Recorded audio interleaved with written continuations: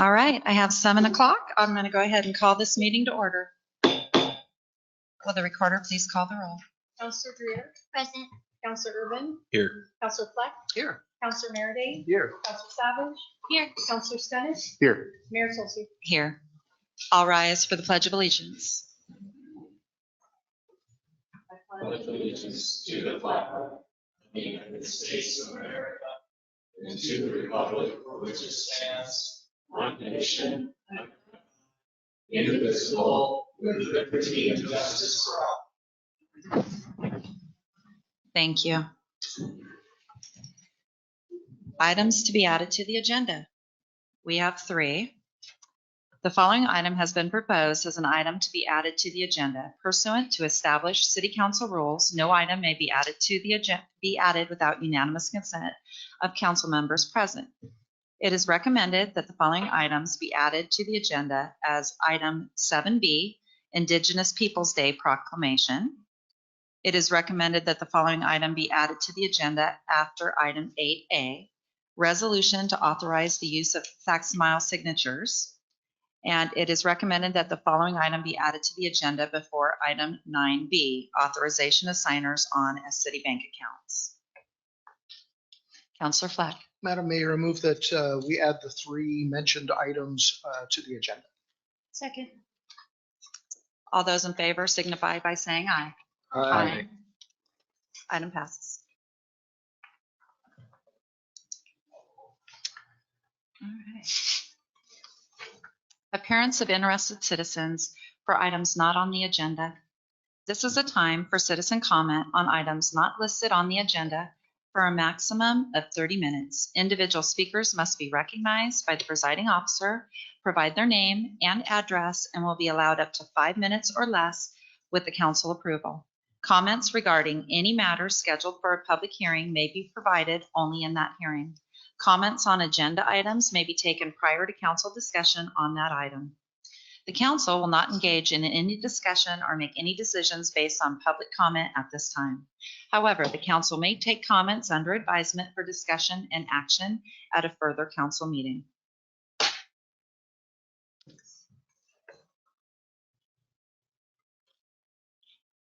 Marcia Stamey.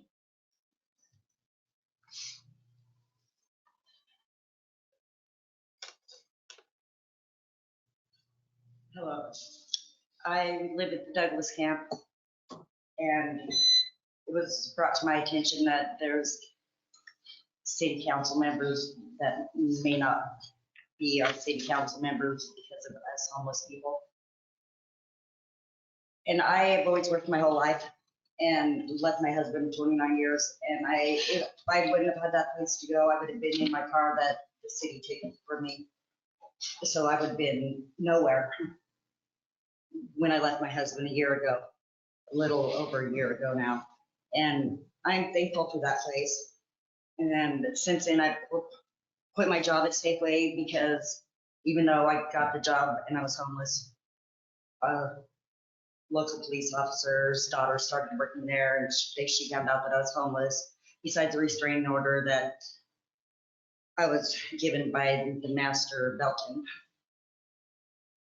I just know that I'm thankful for that place, and I will go up to bat for whoever it is that's being not liked on the city board for helping us homeless people.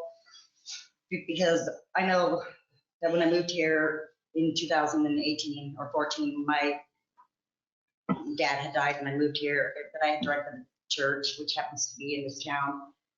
And I'm here for a reason, and I feel I got the water there at Douglas Camp, and Brett might have overdid it with the water, but he made that look like a park across the parking lot. And we're not bad people, but I would go house to house to get signatures for the ballot to help these people save their career. Because Lord knows, I would like to make what the city manager makes, for crying out loud. I don't think I've made that much my whole life, and I've worked 2 jobs. What I'm saying is I'm here to help. And I'm moving out of Douglas Camp because I quit my job at Safeway and I got another job, and my son offered me a place, and he's a very outstanding member of our community. He's a teacher at Child's Way, and when Mr. Kearns retires, he's gonna take over Brad's spots and be quote unquote the pretty much vice principal. I am thankful for the camps, and there does need to be some supervision. And now that I'm not there, I'm gonna still go there and be bossy like I am anyways, because they have to have some kind of structure, and I help the people that are mentally challenged, that are schizophrenic and whatever, like Tristan and Tommy, and Tommy's mad at me, but Tabitha, there's several, and there's always hollering and screaming, but you guys need to realize that they have a mental challenge, and that's just who they are. And when people give them methamphetamines, it totally freaks them out, way worse. And I do my best to make that not happen for them people. And I don't know what I'm here to say, but I'm here to help. Dana is going to give me paperwork and stuff to help, so I know what I'm going door to door to, I'll do what I have to do to help you guys. And is my time up? No. And as the church that I direct of in Keno, before I moved here, is up for sale, I'm not a preacher, but I would love to have a once a week meeting on Sundays or any other day. I really don't care, because I'm a child of God, and everybody can come tell their testimonies to bring people to God. And if I can't do it at that church that I dreamt of, I would like to do it in a park. And I don't know if I have to get that approved by you guys or what, but it's God's will for me. It'll be, you know what I mean? That's all I got. Thank you.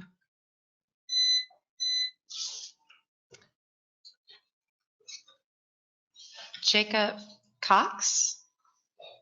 Huh? What, I'm sorry? Cook, Jacob Cook. Yeah, I'm from Tent City. You guys call it the Overflow. I was wondering if we could rename it Tent City, because that's what everybody on the street calls it. And Overflow was kind of, I don't know why we would call it an overflow. It feels like, I don't know, there's nothing good about something overflowing. And the showers that are every Wednesday at community sharing, why don't we get a turn? Because there's a lot of people that are like, handicapped that can't get that far away from their home. So it's, what's it doing the other 7 days out of the week when it's not community sharing? But that, and people have been coming to our dumpster and yelling, saying, "Oh, it's our taxes pay for this dumpster," and I'm just like, well, taxes pay for all dumpsters, but yeah, that's kind of a problem as well. I don't know why people started using our dumpster, but yeah, they have. So I don't know what I'm saying there, but yeah, we need more resources. Kennel cough has been going on, and it's like we're in tents, so everything's gonna get dirty pretty quick, and we're on gravel as well, so sanitation has become a problem, and if we can get some help with that, that'd be great. That's all I got to say. Thank you. Yeah. Mike Bork?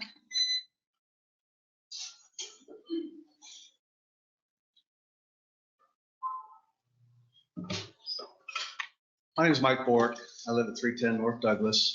I've been up here several times. Most of you know who I am. I am the one that started the recall because I came to the city council and spoke time and time again, and nothing changed. And I am not against the homeless. I am against having homeless with no rules, no regulations, and a free-for-all, especially in residential areas where you guys put homeless camps. And you guys created the problem, and it hasn't gotten any better. If anything, it's still just as bad or worse, and it's going to continue to get worse until you guys decide to actually physically do something. And what I mean by doing something is holding the unhoused accountable for their actions and what they do. And I'm all for helping people get better. We've all had situations. And I'd say probably half the people in this city are a paycheck away from, not having their house or where they live at. So, but right now, all these camps that we have, we're enabling them to continue down the path that they're still doing. And time again, all I've heard is we need more resources for water, for whatever, and nothing about how to get them to the next step. And the next step is into housing or into a job so they can actually become a resident and help within the city itself. And that's really where the whole question for the recall, as you know, we now have the numbers. So we will be turning those in on the 23rd. And then we'll see what happens from there. But there are 4 other initiatives that will hopefully get on there if I can get them on. And this will address some of the issues that are out there, because right now, when you call into the police department, it does not translate to them going and fixing the situation. It usually means a call to our city management, and then they get around to getting there. So anything from glass being thrown on the bike paths to people screaming to everything else in between, that all gets passed to the city management and then eventually gets, so there's a disconnect with what we have out there. And that needs to be addressed as well. Because I've been told that no, city management doesn't take care of it. It's all the police, and then the police say, no, we don't have the jurisdiction on the homeless camps. It's only if we get called from the homeless camp for mostly overdoses and things of that nature when they have to go.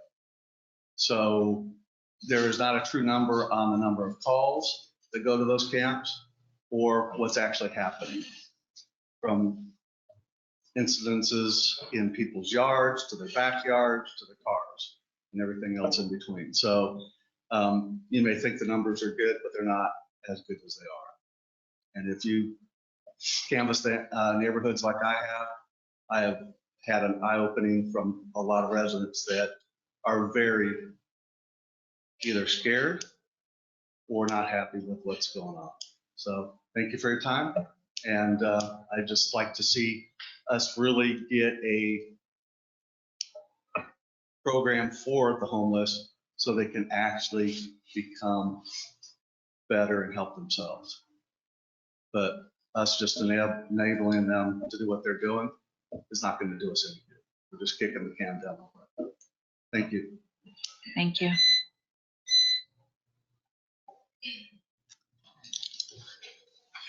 Item 5, response to public comments and other issues. Mr. Klein, does staff have anything? I think we've heard the comments. I think, we'll have a staff meeting tomorrow morning and we'll have an opportunity to take a look over and see if there's anything further we can do to help in this area. I know it's been talked about a lot, so it's probably more about educating me than anything else, but Klein, where we're at least to my satisfaction. Thank you. Council, any comments? Mr. Merriday? Perhaps we could explain to the public about our change in the order of the meeting. Yes, we have decided as a council that we all support this, that a lot of times when the public comes to speak, we wait until after we conduct city business to respond. And a lot of the citizens have already left before it gets to our response to concerns. So we've decided to go ahead and move it up. And hopefully you guys the citizens will get a little more clarity to that we are taking action, we're hearing you, and you'll be able to hear our response, and you'll hear a staff response as well if there is one. Councilor Merriday. So I would like to respond to several of our speakers. We all know that homelessness is a crisis not only in Cottage Grove, but nationwide. It comes from many, many sources. The failure of public mental health facilities to be able to address mental illness, the rampant addiction of drugs that's spread through our communities, the high price of housing, the lack of workforce jobs that can pay for the overpriced housing, the availability of housing, the affordability factor. So there's many, many factors. We are struggling in Cottage Grove as elsewhere. We have attempted to address the issue and follow the laws, the Boise, the grants passed, the state laws that codified those court decisions. Is it perfect? Far from it. But at least there have been some successes. We have eliminated public camping, except in the designated spots. We have given our police the ability to enforce public camping laws. We still lack the care that for chronic mental illness, the shuttered hospitals in both Junction City and in Salem, for lack of practitioners, for lack of funding to address the mental health issues. We don't have a detox or facility in Cottage Grove to handle addiction. Yes, there is the need for more rules, more management, more order and rules and everything in the camps, but it's a start. We are very close to having another community discussion on homelessness, and I've reached out to a number of people for facilitation. I think we have a few leads now, and we'll be bringing that forward as soon as possible. Thank you all for your comments and concerns. Counselor Flack. So let me start with the shower trailer. So the shower trailer is a monster. When the city was looking at buying it, I was thinking that I would be running it around town with my little Tacoma pickup. This is not the case. It actually takes a big 1 ton or bigger pickup, which the city staff has and can move. But the challenges around that are volunteers to be able to operate it, and the capacity for us as community sharings has the memorandum of understanding to operate it, is also the funds to be able to manage the supplies and the use of it. So we would love to add that abilities. At the moment, we don't have that capacity. Maybe a short-term solution would be looking at some bus passes for the Southland Wheels bus. So come talk to me at community sharing sometime, and we'll see if we can come up with some solutions. To address Mr. Bork's comments, I sent a very long letter to the editor, which described kind of where we're at. I get the frustrations. I said that in my letter. But I haven't heard of any other proposed locations. And I guess I have to say I totally get the not in my backyard concern. But when we actually started this whole process, we thought our shelter at 99 was going to house all of our folks that were unhoused. We did not realize the number of folks who were out of sight before this law changed. So it's one of those things that we've been adjusting as we've found more and more problems. Yes, we would love to have managed sites. We just don't have the money. And in fact, because of the governor's plan, only new shelter spaces are funded at the moment. And so our current shelter does not have any funding beyond June 30th of 2024. And so we're going to have some more challenges to figure out, what to do and where to house or allow folks to sleep. I'm not hearing any proposals from the other side of the fence on how we're going to solve this. I've heard dusk to dawn. We still are going to have folks camping in areas designated under the law. That's what's allowed. I will say, as far as bad behaviors, I'm going to look at our interim city manager and staff and say our police should be addressing issues in the camps. If there are misdemeanor or higher level crimes going on, we should be investigating and we should be acting. Absolutely, that is not acceptable, and I fully expect our police department to look at that. I've mentioned to our city staff, and they have a plan where they're going to try to better section off areas so that we can track who is in what area and manage their items. So this has been a slow process of trying to adapt to an ever-changing situation, but bad behaviors that don't rise to a level of breaking a crime, we still are under House Bill 3115 and Martin, Boise, and Johnson Grants Pass orders. So we don't have a choice. And I'm frustrated. I'll say it right off the bat. I am frustrated with the process. We certainly listen to folks up here, which is what's alleged that we do not. I've sat here for years listening to the comments from folks. And I said in my letter, if there is a practical idea that met the law, I'm certainly open to listening to it. I have not heard that yet. And so I just want to comment that I welcome Councilor Mary Day's further conversation. I'm always open to hearing conversation, but we're hearing noise in the speakers in back The speaker in apparently. the back. Someone online not muted. Anyway, sorry. So like I said, I welcome further conversation. I think that's the only way we're going to move forward as a city is by talking. And so I certainly encourage that. And I'll stop there. Thank you.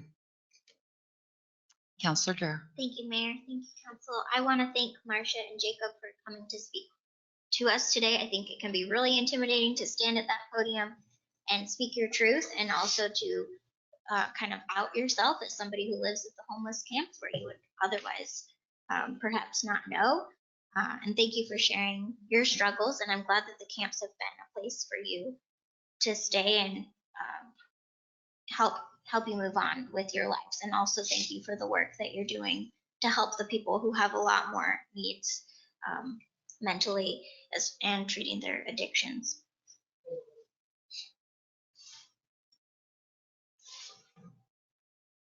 Anyone else? Counselor Savage. Thank you, Mayor. On Friday, Mr. Klein, we had talked about having a checklist of items that we keep track of for concerns from council and from the public. And what was concerning to me, Mr. Bork was alleging that the police would get calls from or about the unhoused sites, and this is being directed to city management. If there's any way to look into that, I'd be curious. We'll get one more staff tomorrow. Just the quick conversations I've had, I mean, you have to differentiate between what is in truth a criminal call, call about a crime versus call about some kind of civil or rule infraction, which would be in fact products to other than the police. Sure. And as you know, they're quite limited, so they keep their priorities focused. Absolutely. Thank you. That is just something I want to Yeah. keep track of. Thank you. Anyone else on council? No. I also wanted to address the shelters, the camps, and as far as the other side of that, it's been said that we had to do what we did, and truly we were only required to do dusk till dawn. We also put in the 99 shelter, and the council voted to do low barrier. We weren't necessarily required to do that either. And so also, as far as I appreciate Councillor Fleck saying that he wants the laws enforced. I also was concerned about that. I had talked to the police before under previous city manager, and was told that even if they knew someone had a warrant in the camps, the police were instructed not to go in. And so that is indeed what was going on. And the only way they could go after someone with a warrant is if they were actively chasing them in, is what I was told. So you can look into that, but I heard that directly from police. So I know it's not a perfect situation, far from it. I do feel for the people that are living around the situation. I did witness myself several issues that had happened. I apologize for the situation, and I'm hoping as a council we were always supposed to revisit, and Councilor Irvin brought up, like, what's our checks and balances? I mean, how are we going to rate what our successes are? And so I would like to see us definitely sit down as a council and figure out where to go from here. Because I think there are, I'm sure, some successes, but I also think as a council, we should be able to stop into the Carry It Forward site at any time. I was told I could not. I have to have an appointment to go in as the mayor. I don't think that that is right. I think I should be able to stop in, and I think any one of you should also be able to stop in. It's something that this council voted on, and it's on city property, and I believe it would be to our benefit to be able to stop in any time and make sure things are running correctly. And I don't think there should be any reason for us not to be able to do that. So, Councilor Flack. So just quick, and I apologize. I wasn't going to have any rebuttal at all, but we would not go over to the water treatment plant or the wastewater treatment plant without an appointment and without working with city staff. And in fact, that would be very close to in our charter interfering with the city manager and their duties. Our job is policy. It is not administration. And there's a very fine line there that we as counselors cannot cross, or we can lose our position. And so I vehemently disagree that we should be able to go to any city property other than a public space that's open to all without going through our city administration. So I'm going to just blatantly say that absolutely should not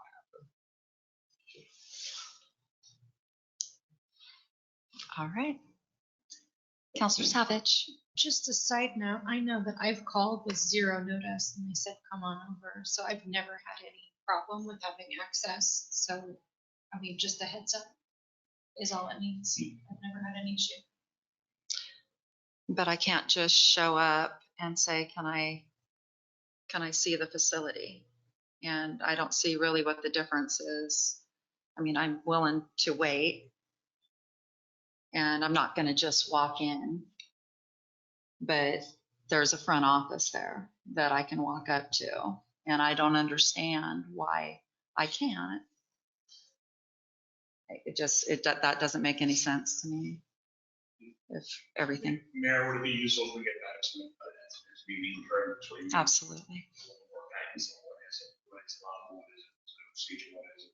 That would be great. Thank you.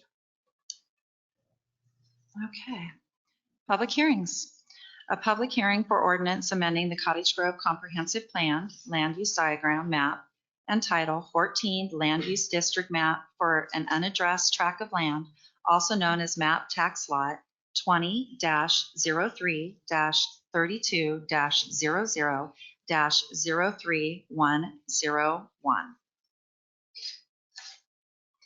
This evening, we have a public hearing on an ordinance amending the Cottage Grove Comprehensive Plan Land Use Diagram Map and Title 14 Land Use District Map. The City Council will make a final decision upon the ordinance based on the complete record, including the Planning Commission recommendation and testimony received at tonight's public hearing. These proceedings are being held in person and virtually and will be recorded. For anyone wishing to speak, if you are accessing the meeting in person, please raise your hand and you will be recognized. If you're accessing the meeting online, please announce that you would like to speak. When called upon to speak, you must be recognized by the chair and you must state your name and address for the public record. In order to minimize repetitive testimony, organizations are encouraged to have only one person speak for the group. Each person may testify only once, unless called upon at the request of council member to respond to a question. Thank you for your cooperation. Before we begin, does any counselor wish to declare an actual or potential conflict of interest in this matter? The council is required to disclose any conflicts of interest in ex parte context that we have with the proposal or applicants. That is, whether we have any financial or other personal interest in the proposal, and whether we have spoken with anybody about the proposal outside this hearing. Also, counselors may only participate if they can do so without undue bias, either for or against the application. Do any counselors wish to make disclosures?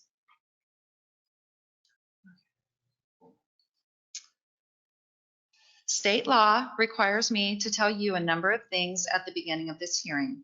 First, the applicable substantive criteria that apply in the application are contained in the written staff report and will be identified and discussed in the oral staff report. Second, your testimony, arguments, and evidence must be directed towards these criteria or other criteria in the comprehensive plan or development code that you believe apply to the application. Third, failure to raise an issue accompanied by statements or evidence sufficient to afford its decision maker or other people an opportunity to respond may preclude appeal of a decision on this application based on that issue. Finally, to the applicant, failure to raise constitutional or other issues relating to proposed conditions of approval with sufficient specificity to allow the city to respond to the issue precludes appeal to the City Council and Land Use Board of Appeals based on that issue. Per Title 14, an appeal must be filed within 21 days after the notice of action or decision has been served. Every appeal shall be in writing in the form of available in the Community Development Office. Appeal applications shall include the required appeal fee and narrative stating the grounds for the appeal and the alleged error. Mr. Mongan.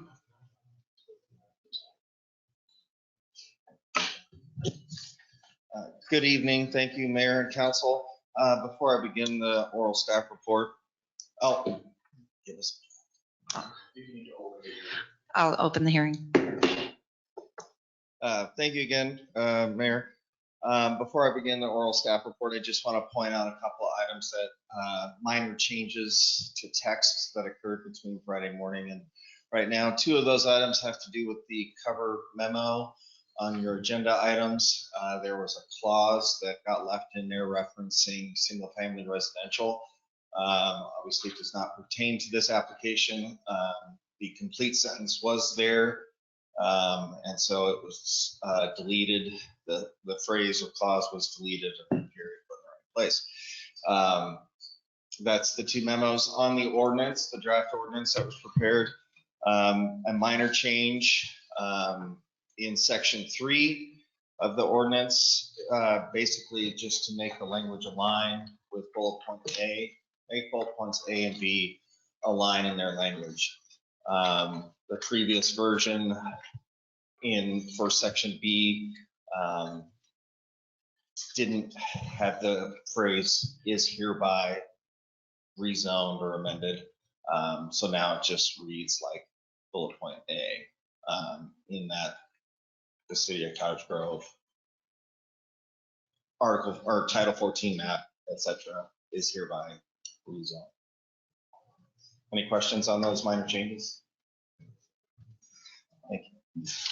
The City of Cottage Grove recently purchased approximately 61.4 acres of land on the south end of town, north of Cleveland Avenue, located between the Coast Fork Willamette, Highway 99, and what would be 4th Street.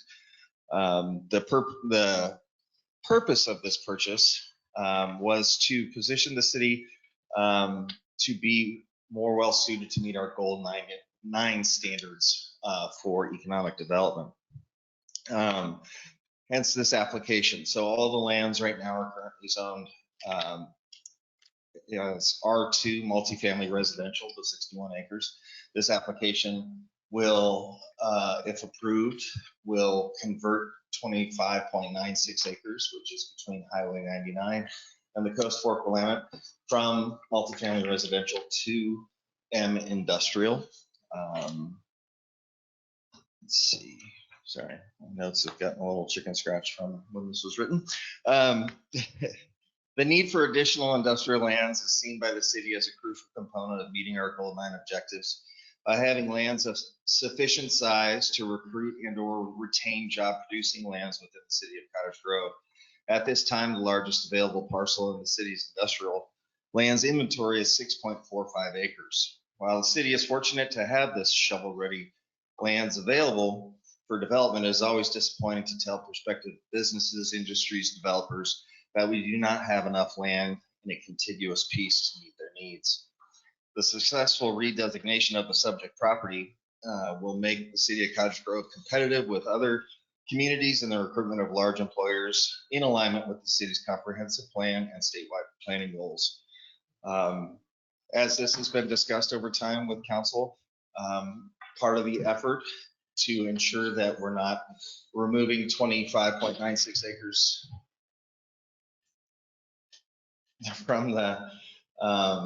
from our residential lands inventory, we will undertake an area planning effort on the remaining 35 acres, which is east of the Coast Fork Willamette, with a goal of achieving 450 dwellings of all housing types in that area.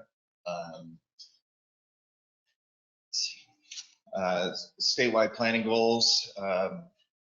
I'm just all over the place tonight. Written a better script. Apologize. Relevant statewide planning goals, as I mentioned, is Goal 9, which is our economics.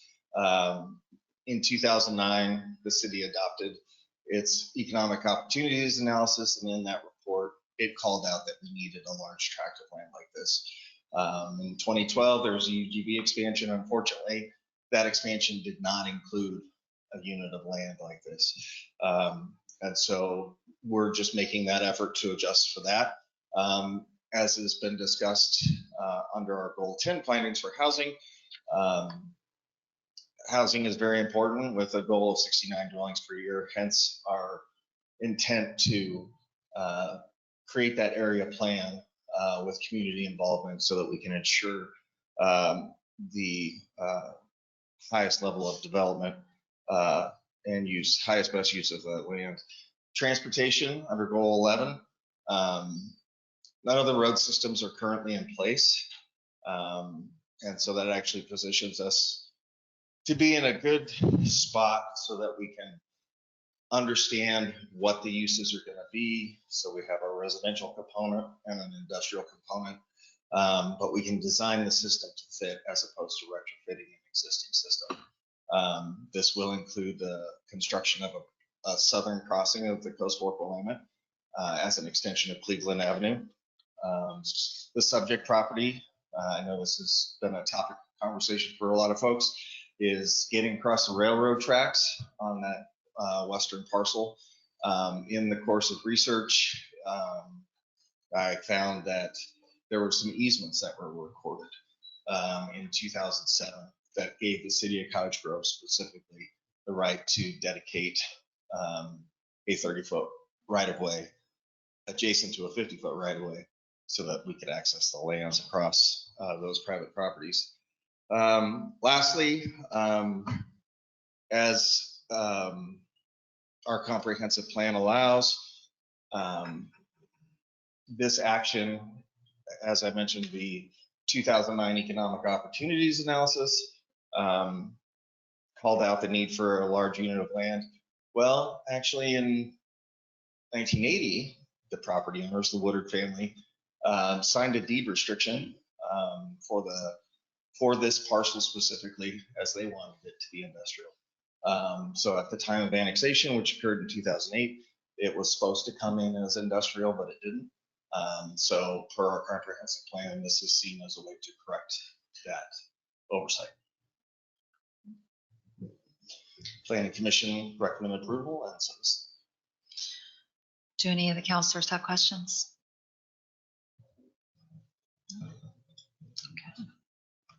Okay. Now we'll go ahead and hear testimony. We wish to hear from everyone who is interested in this proposal. Please remember to state your name and address for the record. I see none. Mayor, just a second. Oh, do we have one? We're trying to see if we can Okay. unmute the folks that are on if they want to give testimony. We're struggling on that.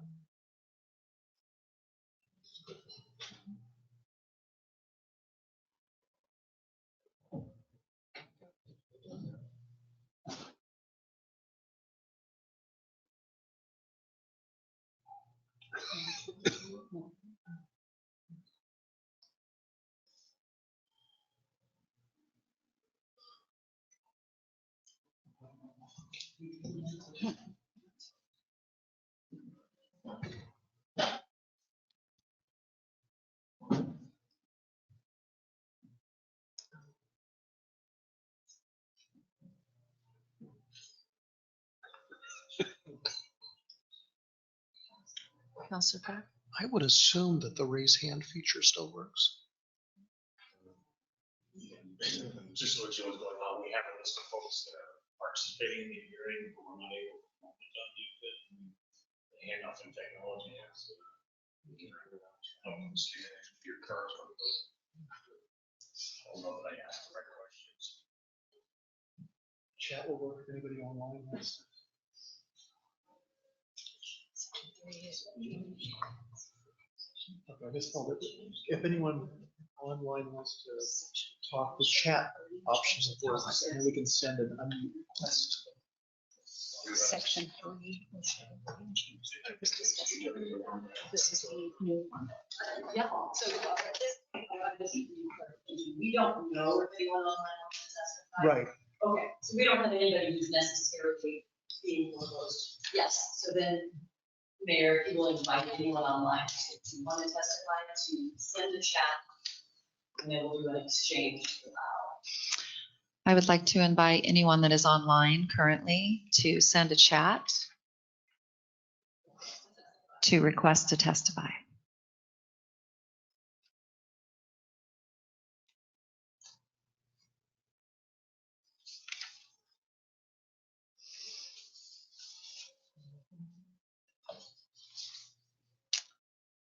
I see none. Should I give it a couple more minutes?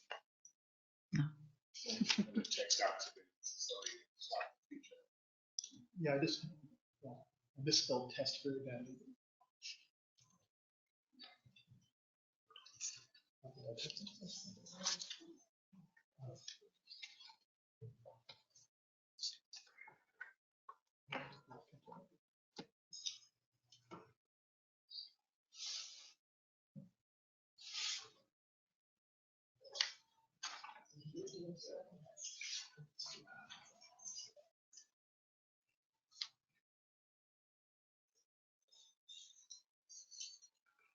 I think it's going to take a very long time. It's taken quite a while for each keystroke to come through. No, it's okay. You already have one they sent, correct? Yeah. That was this. That- Yes. That was badly sent. Yeah. Well, you know, but it went, so. Yeah. The goal of alerting individuals is clear this. Right, that should have lit up. For me. Yeah, I think that sounds fine. Did you send that a minute ago? I'm sorry. Yeah. Getting on toward 2 minutes. It's up to you, but that seems pretty. That's reasonable. Okay. Looks like we have no testimony. I'll go ahead and close the hearing. Council deliberation and recommendation.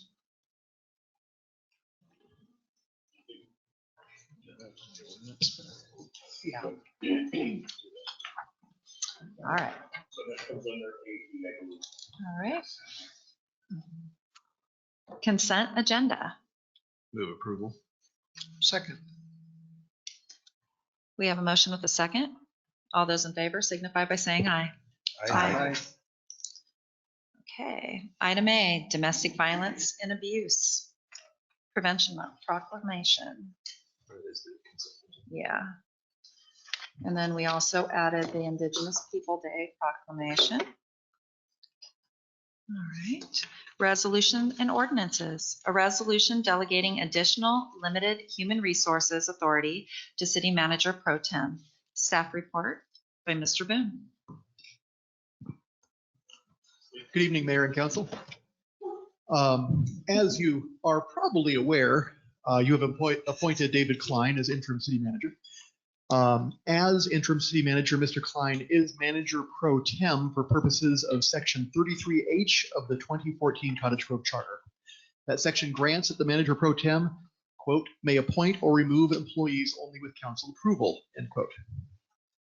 So while the city manager is closely involved in the appointment or removal of department heads and other non-represented management and supervisory employees, longstanding practice has been to delegate much of that authority to department heads when it comes to the appointment or removal of other employees.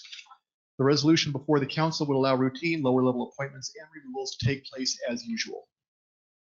As the city is currently engaged in several critical recruitment processes, this delegation of authority would reduce the risk that desired candidates would move forward with other opportunities rather than waiting through extended hiring process with the city. This resolution would not delegate any authority to appoint or remove department heads or non-represented management or supervisory employees without council approval. That would remain under case-by-case council oversight. It is staff's recommendation that council pass the resolution delegating additional limited human resource authority to the manager pro tem. Point of Do we have a order. resolution number? Point of order, Madam Mayor. So in our amended agenda, we actually have the facsimile signatures as item A, and I'm okay taking it whatever order, but isn't that what I'm reading is item 8A is now going to be? Okay, thank you. Do we have a resolution number? 2116.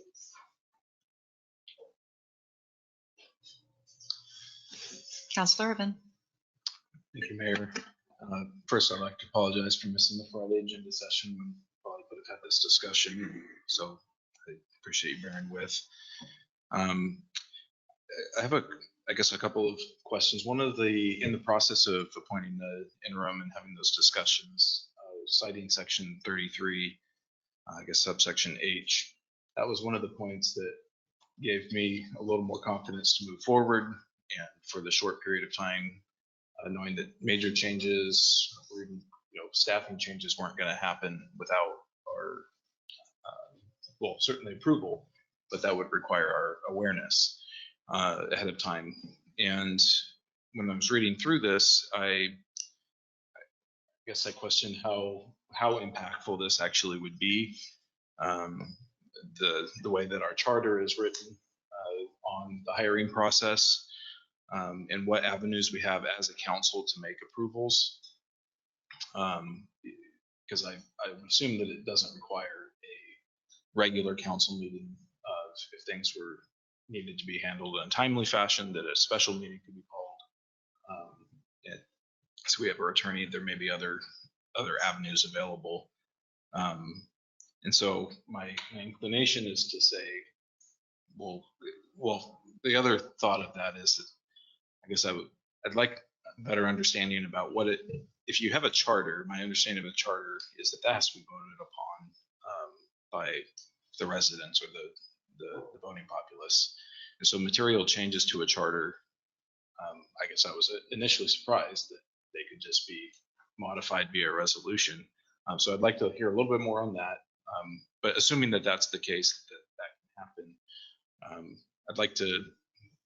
I'm of the position that we keep it the way it is. And if it becomes a problem, then we address it, but not do it ahead of time, especially since it was something that was voted on and approved by the voting populace. Mayor, Councilor Urban, the resolution here would be in compliance with the charter. It would not be changing the charter. The charter requires that the council grant authority to the city manager pro tem to do any hiring or firing. This would be the council granting that authority for certain hirings and firings, meaning specifically the, line level employees, because, for example, let's say we're hiring a part-time person at the golf course, or, a library aide or something. Usually the way that works is, while the charter puts all authority effectively in the hands of the city manager normally for hiring and firing, that can be delegated. It's also in section 33, I don't remember exactly which letter it is, but where the city manager can delegate that authority to other employees within the city. So for example, a golf course, part-time golf course attendant could be hired. The hiring process is mostly done by people, department head or someone down at the, closer to that particular level. The city manager isn't the one going through all of the resumes for the golf course attendant. But the city manager signs off at the very end to say, yes, go ahead and add this person to payroll, or whatever that case may be. And so what this would do is give the authority for those more routine hirings and disciplinary actions to continue happening like they normally do, without turning it into a long and potentially protracted process, especially since, for example, in December, you've all already decided not to have a meeting on Christmas Day. That gives us a month between meetings, and we don't necessarily, if we get a fantastic, say, police officer candidate, we don't want them going to another city because we're waiting to be able to get the council together and do all the notice for that as yet another step in the hiring process. This would not give the interim city manager the authority to change things at a higher level. So for example, department heads, myself, any non-represented, he would still have to come to the council on a case-by-case basis. If that helps explain it at all. This is specifically to comply with the rules of the charter. It is not overriding the rules of the charter.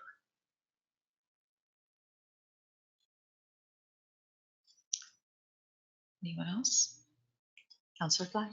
Yeah, and I believe we're also looking later in this agenda at hiring an extra HR person. So it sounds like, and I apologize if you said this earlier, that we have quite a few folks that we're hoping to hire. And so this would really help facilitate that. I'm totally supportive of this. And with that, I'll move that resolution 2116 be adopted. Second. We have a motion with a second. Will the recorder please call the roll?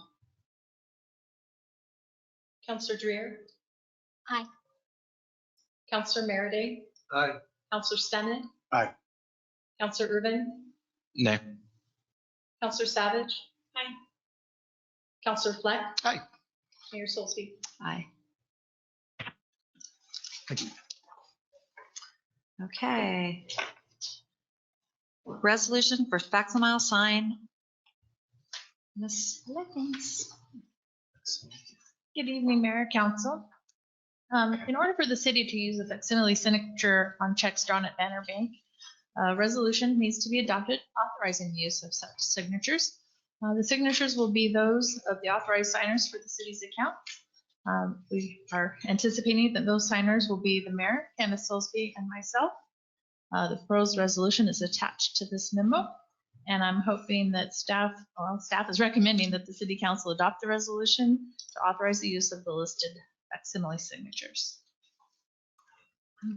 Any discussion? Councilor Fleck? Madam Mayor, I move that the council adopt resolution number 2117. Second. We have a motion with a second.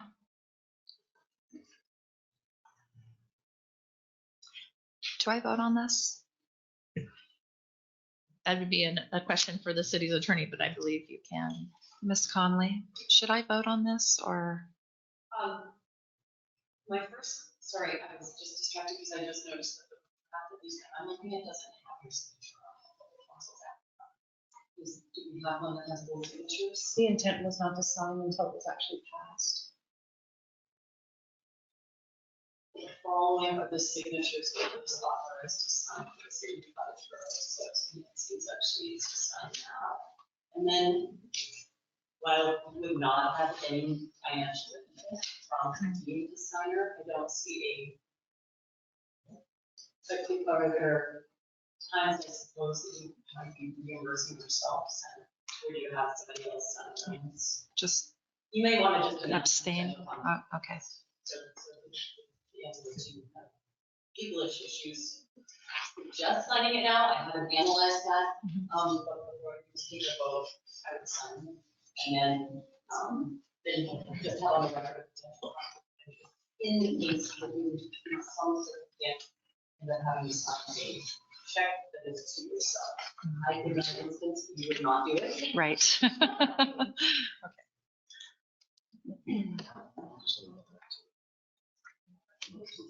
All right. That's the case. Can I get on the list? So, Madam Mayor, if I could ask a quick question, should we add a third person in case there was a potential conflict, like say a reimbursement for the LOC conference coming up?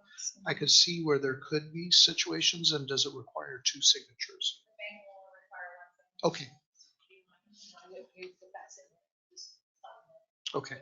Okay. Thank you. If I need to say that, reporter, I will. So the bank does not require 2 signatures. If it was a reimbursement to the mayor, I would just sign it with my normal signature. However, we do issue P cards, and I would anticipate that the credit card would be used, and we wouldn't be reimbursing anyone. Thank you. But I still will announce a potential conflict of interest. So, did we have a motion? We have a motion with a second. Will the recorder please call the roll? Counselor Savage? Aye. Counselor Stennett? Aye. Counselor Merriday? Aye. Counselor Dreer? Aye. Counselor Rubin? Aye. Counselor Fleck? Aye. Mayor Solsby? Aye. All right. First vote for ordinance amending Cottage Grove Comprehensive Plan Land Use Diagram.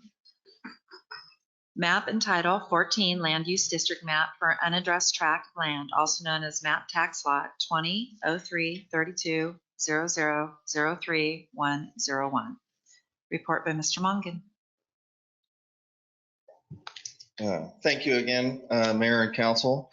Council has held the public hearing on the proposed amendment of the Comprehensive Plan Land Use Diagram Map and the Title 14 Cottage Grove Development Code Land Use District Map to redesignate 25.96 acres of land recently purchased by the city of Cottage Grove, located between the Coast Fork Willamette River and Highway 99 South, just north of Rachel Road, from the current M medium density residential designation and R2 multifamily residential zoning to I industrial designation and M industrial zoning.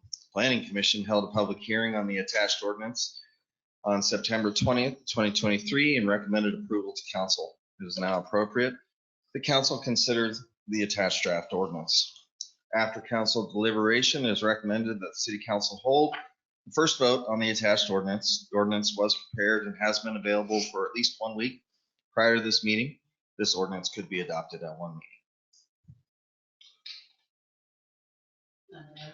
Just to dovetail on that, so the change that was announced tonight and has been distributed is not substantive. So really, allow us to be able to get a chance. Sorry? I'm sorry, I said bless you. The change is not substantive, so you still could go ahead and adopt in this. I would read the change out loud, even though it isn't necessarily part of it. It really is about that.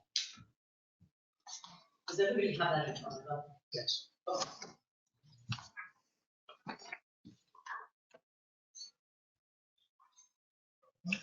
So section 3B. Ordinance number? 3177.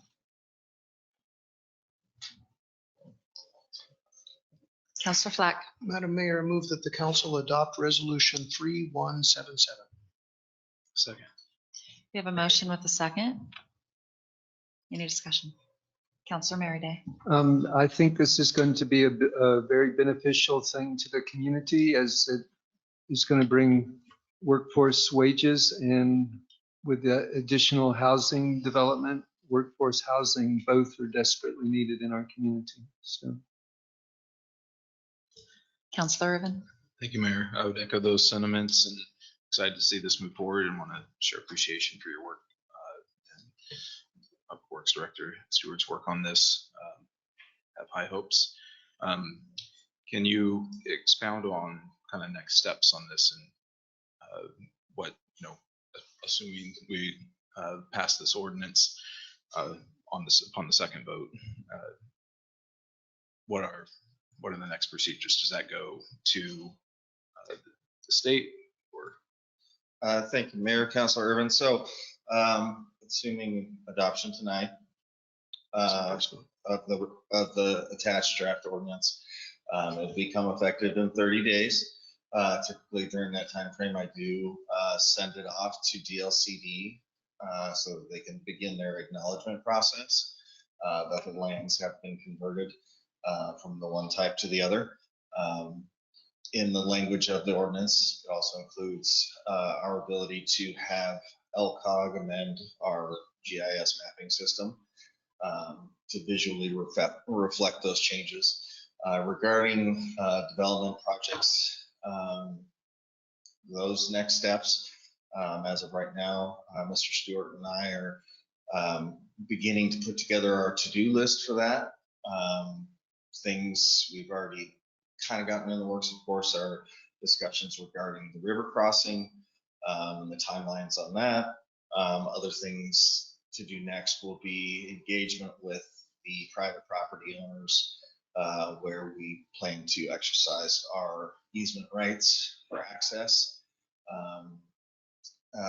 Concurrent with that, we'll be working with Lane County to connect to their right of way, which is Rachel Road, so that we can establish that lawful access to the subject property. Regarding the residential half, I've started to put together bits and pieces for at least a somewhat informal RFQ or RFP process with the intent that we would notice architecture firms, landscape architecture firms that specialize in being able to put together these kind of area plans. Maybe not leaning so much into their land use acumen, but more just looking at the terrain topography and understanding where things make sense, but also being able to create the visual representation of how council would like to see the site developed. Following that, working with branch engineering, we'll look at the first steps of infrastructure development, which is roads, water, sewer, storm, things like that. So that's that part of things. Regarding the industrial site, continue to work with the prospective developer to address their needs as they come forward and process their application. Anyone else? No. We have a motion with a second. Will the recorder please call the roll? Counselor Savage? Aye. Counselor Stennett? Aye. Counselor Dreer? Aye. Counselor Merity? Aye. Counselor Urban? Aye. Counselor Fleck? Aye. Mayor Solsky? Aye. Good job.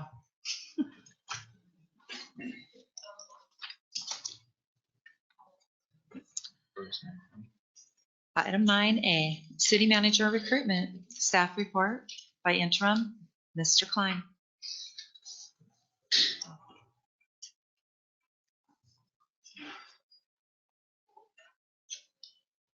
Any opening comments, Mr. Klein? Any opening comments from you? Everybody knows Bob Larson from GMP. He's my boss. My paycheck. Introduce Bob. He's spoken to you more often. Thanks, David. Thank you, Mayor, Council. Pleasure to be back for you. You have 3 items tonight that I would ask that the council review and formally approve. One is the search schedule. The second one is the position profile. And the third one is a salary, recommended salary range for the city manager position. I can take those in any particular order you'd like. But, if it's okay with you, I can start with the schedule.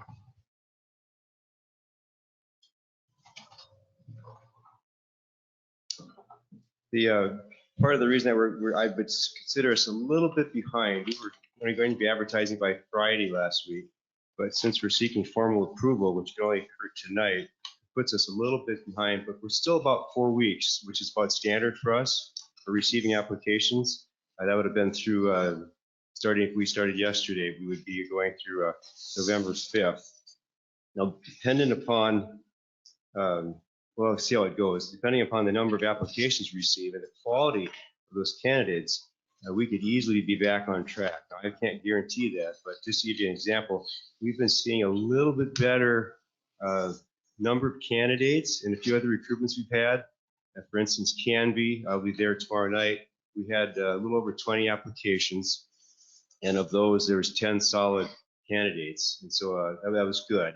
And then there's a few other searches we've done where we've had actually more applications in a few other cities or city managers, which is kind of the outlook is a little bit better. It's still a very difficult and challenging environment, though. I just say that up front. But we'll see how it goes based on how we do by November 5th. But I'll be reviewing those candidates, the applications as they come through. And if there are a substantial number, which I mean, I say between 6 to 10 that look good, we could easily move on and not necessarily concern ourselves with potentially having to extend the recruitment timeline. We could do that up to a week if necessary. The holidays, though, I will put you up front here, it's going to present a challenge. According to this calendar and schedule, you might be doing interviews, final interviews at the middle of December. And it's really going to be dependent upon the availability of mayor and council and any other panels that you would like to have, which we can talk about obviously after we start screening the candidates and we start progressing towards those issues. For instance, you want to include panels from the community or staff panels, including yourselves. You have to consider folks' availability as well as the candidates. But we'll do that obviously at the appropriate time. There's also the other issue of the potential recall, and that'll have to wait until October 23rd. But if there's any issues that come up with that, we may be coming back and recommending a potential delay in the recruitment, depending upon what happens on October 23rd. I just want to be upfront about that. That's it's up to obviously the mayor and council to decide what you want to do there, but we may be recommending something a little bit differently if necessary. But just want to make sure you're aware of that. But otherwise, it looks good. If we were to get approval on the schedule or the calendar tonight, we'll be recruiting starting tomorrow with ads. I know our staff, especially the folks who help me, have cautioned me severely about making sure we don't overpromise. But we haven't done that yet with any other recruitments. And I feel comfortable that we can get this done. And I'll work my best once the candidates start coming in. I'll review those, the semifinalists. I'll get those interviews done. I'll present that information, obviously, to our team. We'll get that back to you as quickly as possible so we don't have any delays between that time and then you coming back and presenting to you in executive session the candidates and the profiles that I'll develop on those folks. So any questions about that? Counselor Stennett. Thank you. I may not be quoting you exactly, but can you maybe address you spoke to a difficult and challenging environment? For city manager recruitments, there's the obvious one is that there's been quite a few retirements in the city manager profession. But prior to that, it goes back to even the recession. There was quite a few layoffs in city positions, especially mid-managers, assistant to the city manager, deputy city managers. And so that now called the bench strength for city manager, potential city managers was obviously down. And so we've lost some ground. And then with the retirements and some other factors like COVID and a few other things, it's a really challenging environment to get folks to be interested in obviously considering other positions. It's just the nature that we just don't have we don't have what I'll call the field of candidates that we used to have in the city management profession. And that's true of other positions as well, directors, finance directors, community development directors, park directors, engineers, we've seen across the board. It's not to say that there aren't good candidates out there, but I just, for instance, if we get 20 applications for this position and we see half of those being qualified, that would be a good, solid potential recruitment at that point. We want to go for more than that, obviously, but that's the name of the game right now. So. Counselor Urban. Thank you, Mayor. Thank you for coming, Bob. I have a few questions just for clarification on the contract. When we were going through the proposals, it didn't, either I didn't catch it or something didn't stand out to me that when through the recruitment process, there's like a wage sharing or just like a finder's fee essentially that carries from year one into year two. I think if I remember right, when we signed the contract, can you explain how that works? Are you referring to the guarantee? No, there was, and if I'm off space here, I'm happy to be corrected on it. But if we hire through GMP consultants, is there for a year or two a percentage of the wage that goes to GMP consultants? No, absolutely not. That's I think only That was an interim discussion. I know it was in there. Okay, so that's good to. right. If there's a direct placement, then there would, for instance, if for some odd reason we couldn't find any solid candidates, and then we had one person in particular that would be, I can't even describe it. Say, for instance, this is just for illustrative purposes only. I don't want to necessarily use a particular name. But say David Klein decided to come out of retirement. And after you've gone through the interview process, you didn't like any of the candidates, but he's the interim at the moment. You really like him. He's doing well. And for instance, you might approach him and say, hey, would you consider being coming out of retirement, being the city manager? If he were to do that, and since he is employed technically by GMP, our company, that'd be a direct placement. And then there would be a percentage of that salary that would go towards GMP for that direct placement, because we obviously recommended him in the first place to you folks at the interim. That's an extreme case, but that's a potential. That's happened in a few other positions that have been out there, but that's the only case I could really think of that we've done that. We've had interns placed and then they end up staying on afterward. We had that, for instance, up in Snoqualmie, Washington. We placed an interim finance director. The mayor and council really liked that person. They asked the person to come out of retirement. That person agreed, and then there was a direct placement. That's the only situation I can think of that we would have that percentage involved. Thank you for clarifying that. You're welcome.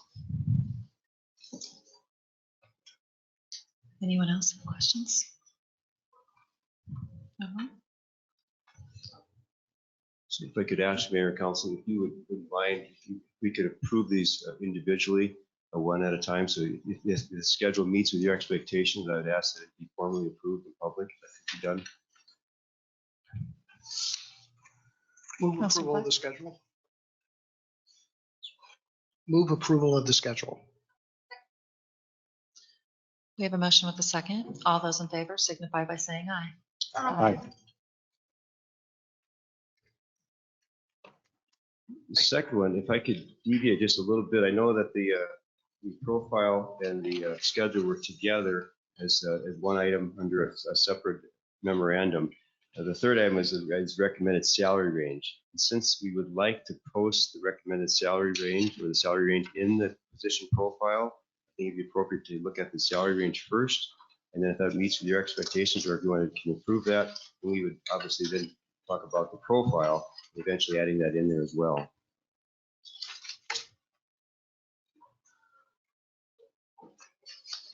Councilor Irvin.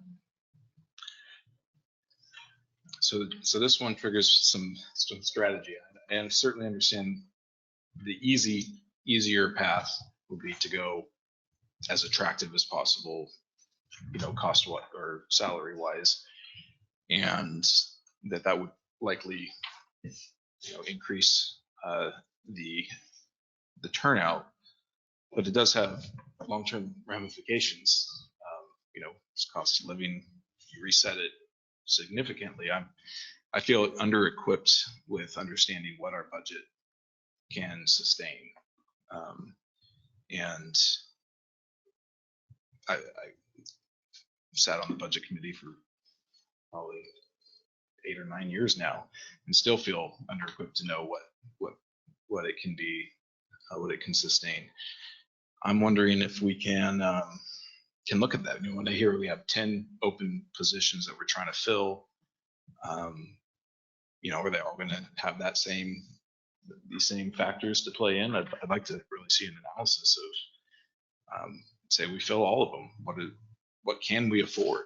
And if we have candidates that are willing at the wage that we offer now, and the town has the appeal to work here, that, that would certainly be a factor of information I'd like to know. So I understand that it's a difficult thing to go off of, but Yeah, the recommendation is the salary range that would be at 150,000 at the low end, up to $185,000 on the max. That does not require council to approve a salary at that higher end. It just gives you maximum flexibility should you have outstanding candidates that would not normally be attracted to this position. And it's not because they're going for the money. That's just the nature of the business. You really have to look at the dynamics of this. And we did provide you with a salary survey of other cities. And so this is right in line. We really have to, I can't stress it enough or overstress it, that we really have to provide you with our best professional guidance on this. And based on what we've seen with other cities, this is the reality of the situation for city manager candidates right now, especially given the current environment. Let me add, with respect to the other staff, you have two other classes or three other classes of staff really that you're looking at. And that's the non-representative department heads and the representative employees. Representative employees negotiate their salaries. So of course we look at price ranges at that time with comparables, but at the end of the day, it's what you negotiate. With the non-representative employees, the city has been working on salary schedule, salary range surveys comparable to the kind of work you're seeing here, probably more of a total compensation package approach. And those results will be forthcoming when it's presumably you give me a little help with the HR assistant as well at the end of the day. But those results will be forthcoming and will be measured against the budget availability. Similarly with department heads, those tend to be kind of a mixture of negotiables and the salaries for work. So everything is pretty much a standalone. The city management salary is a standalone piece that you'll be working on. That you compare chief executives against chief executives like communities in a geographic range. And at the end of the day, it's what you compete and who you're satisfied with. You can hire a lot of folks on the cheap, frankly, and you get what you pay for.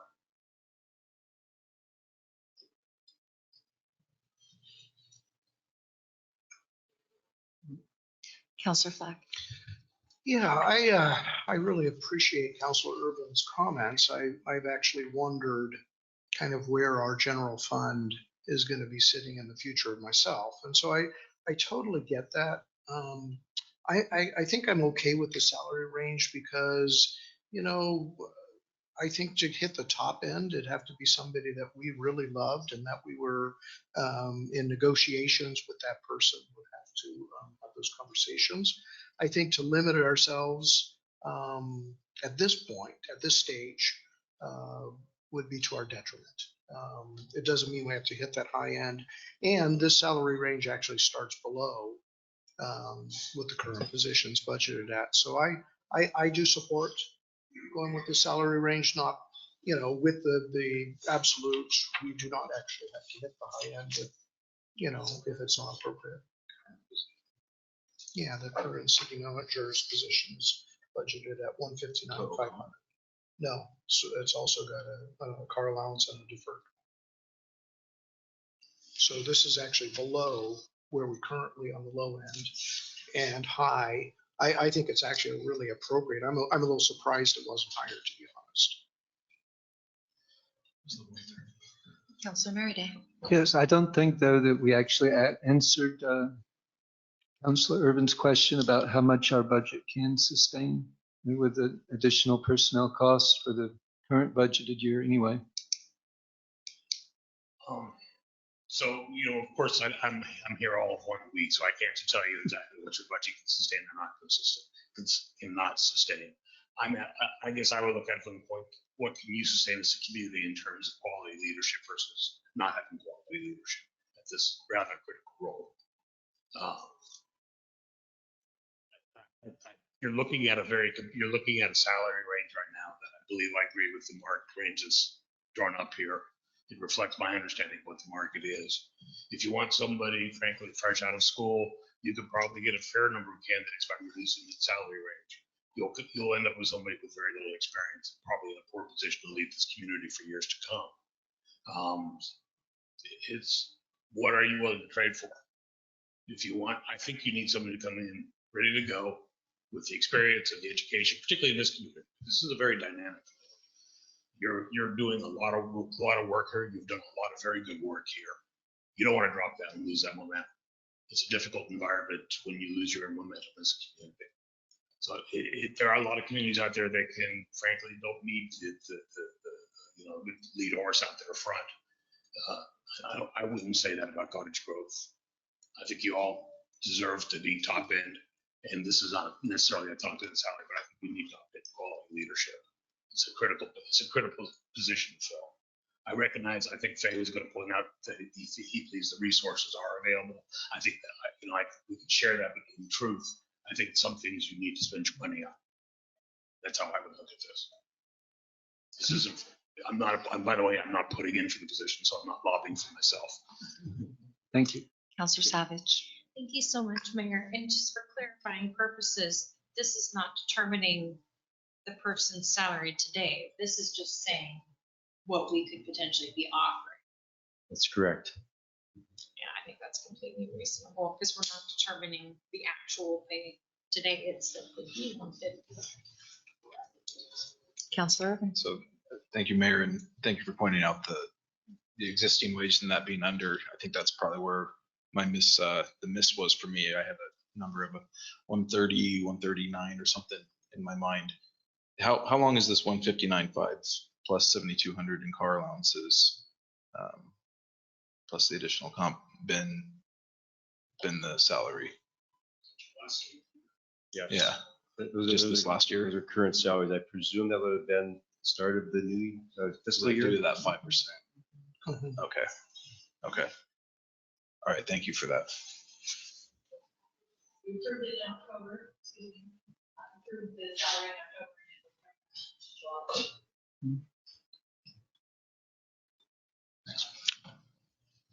Counselor. Thanks, Madam Mayor. So I'm going to move I'm going to try to shorten this up here a little bit. I'm going to move that we accept the salary range and the publication. I will point out there is a little typo in the ideal candidate section. 6 bullets down, council members does not have a space between them. I suppose that seems wrong to me, but I could be wrong. So the starts out a strong and confident communicator. Yes. Responsive to mayor and council members. Does that seem appropriate as one word? It's actually, I've been writing it for a number of years. It can be done either way. You can actually separate the two, or you can combine them. It's really a more personal style. It's separated in the line above. Maybe just consistency. Thank you for pointing that out. I will join those if that's okay. I think one, it's a conjunctive word to me, but I'll thank you for pointing that out. Oh, well, I'll take exception to that. So I move with that amended and the salary range. Second. We have a motion with a second. All those in favor signify by saying aye. Aye. Motion carries. If I could just add one more comment, Mayor and Council, I was really impressed. I have to say this because I've got copious notes from my interviews and the community event we had, which is a good turnout, actually. I thought was hoping there'd be a few more people there, but there was actually good representation of the community. But everyone who participated was positive, was very enthusiastic, and had a lot of optimism for the community. I think that's, you need to applaud these folks. There was dozens of folks who obviously, and I got quite a few comments that came through on the meetings, emails, and others who couldn't participate in initial interviews or the community forum that also sent me emails. And I think that reflects positive in your community. I'm looking forward to continuing the process with you and hoping to recruit some outstanding folks for you to take a look at. Thank you. Thank you. Okay, item B, naming of South River Road Dog Park. Oh, did you have something else? Thank you, Council. Now we're going to say goodnight. Thank you. Oh, good night. Thank you, Council. Mayor, I think the added. Oh, you're right. Sorry about that. All right. Ms. Likens. Mayor, Council, The city's established checking accounts with Banner Bank and a money market account with Umpqua Bank. Signers authorized to submit transactions at these two banking institutions need to be changed due to the retirement of the previous city manager, Richard Myers. To add or remove signatures from the established bank accounts, it's a bank requirement that the city council authorize the changes, removing Richard Myers, adding the Mayor Candace Soulsby, and to have the finance director, myself, remain on the accounts. This will be for the following accounts: Banner Bank, Public Funds Analysis Checking, 3835, Court, 5881, Utility, 6277, Umpqua Bank Money Market, 5553. The banks have requested a copy of the council minutes with a motion to reflect the above changes to the accounts. On Friday, I thought it was going to be a resolution required. And with further discussion with the banks, we sign a resolution at the bank of the banks, but we didn't have to provide our resolution to do that. That's why there's just a memo this evening. It's the recommendation that the council authorize the removal of the retired city manager, Richard Myers, as a signer, add Mayor Candace Soulsby as a signer, and to have myself remain as a signer. And it would be appropriate to restate the accounts at each bank in the motion. Councilor Logan. Thank you, Mayor. I move that the council authorize the removal of retired city manager Richard Myers as the signer, had Mayor Candace Soulsby as a signer, have finance director Rita Likens remain on the accounts as signer, and those accounts being account ending in 3835, 5881, 6277, those with Banner Bank, and the account with Umpqua Bank ending in 5553. Second. We have a motion with a second. All those in favor signify by saying aye. Aye. Thank you. Motion carries. Now, naming of South River Road Dog Park. Staff report by Mr. Stewart. Thank you, Mayor, and good evening, council. So this evening I come before you. We're very close to completing the new dog park on South River Road. If weather holds, we're hopeful that the paving of the parking lot will take place this week. Crew installed new benches and should have the dog way stations in by Wednesday. So we're really close. That being said, I'm coming before council this evening to request that a name be given to the dog park. Today, the dog park is being referred to as the South River Road Dog Park. And so I'm proposing that council adopt a name for the park so that the monument sign can be prepared for the site. And so I'm looking to you. I will say that this project has been in the works for close to 10 years. And so, and it was started, the conversation was started by, at that time, Councilor Victoria Doyle. That's kind of how the generation of creating dog park started. Councilor Merryday. Director Stewart, could you give us some insight into the efforts that this former councilor made towards this project? Mayor, Councilor Merryday, it's my understanding that at that time, Councilor Victoria Doyle was pretty adamant that there would be a dog park. She brought it before the council multiple times. Council adopted the direction and went to work. There was an effort to try to find a location. The location, one of the proposed locations is the existing one, but at that time the county owned the site. And at that time when I was the commissioner, I worked hard to try to get the property gifted to the city, but county policy, they needed to recover funds for the road funds, which is what purchased that property. And so it wasn't until I re-energized that conversation when I was hired as a county commissioner or as the public works director. I went back to the county and asked them if they'd reconsider selling that.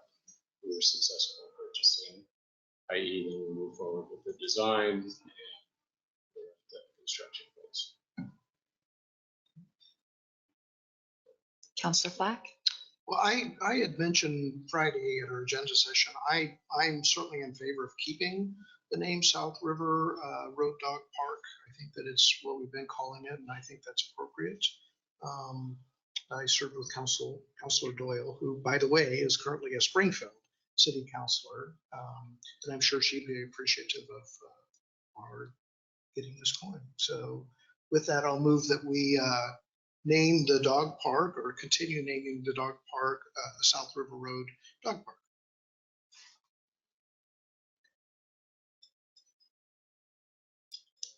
I'll second. We have a motion with a second. All those in favor signify by saying aye. Aye. Motion carries. Concerns from council?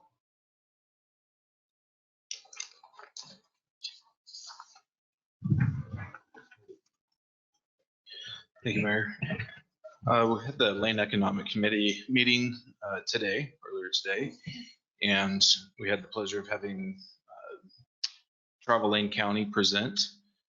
And I know they recently were here presenting to us and giving information kind of specific to Cottage Grove. And so they expanded upon that information countywide and went into basically their access to big data and kind of a little more behind the scenes of how they're deriving information to make informed decisions, database decisions about where to advertise and how to who to target, and tracking information about when somebody comes into Oregon, where are they going, what do they do subsequently. And so that was the primary purpose of the meeting today. Some of that was interesting to me, just on the front. This, as many know, working toward trying to get a skate park facility rebuilt in this community, something that would be an asset, I think, year-round activity. And so started the conversations with Travel Lane County about possibly accessing some of that data, because I think we're talking about something even bigger now than just a skate park, right? That might be the tip of the iceberg about what we can do to bring recreation activity that's also economic drivers into some of the areas in our community. And so making good decisions about where it should be located, what additional kind of business should be attracted to it, what, a Travel Lane County is really driving overnight stays. And we had a good conversation about, things that we don't see in some of the like major concerts, and some of the limitations about when you use facilities that the university puts up, and what their mission is versus what maybe the Greater Lane County's mission is for economic development. So I was excited to have those conversations. I look forward to continuing them. And the fact that we have at least some access to those sets of data through them, I think is a real asset. So I want to look to explore that. Along those lines, what we call the Friends of the Cottage Grove Skate Park will be hosting bingo at Cover Bridge Brewing this on the 22nd of this month, 3 to 5 p.m. I believe that's a Sunday. So I look forward to hosting that and earning and others also earning money, because you can win at bingo, but also fundraising for that support.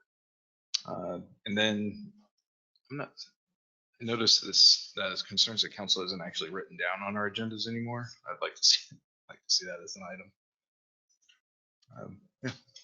Yeah. And you might not have, do you have the updated agenda?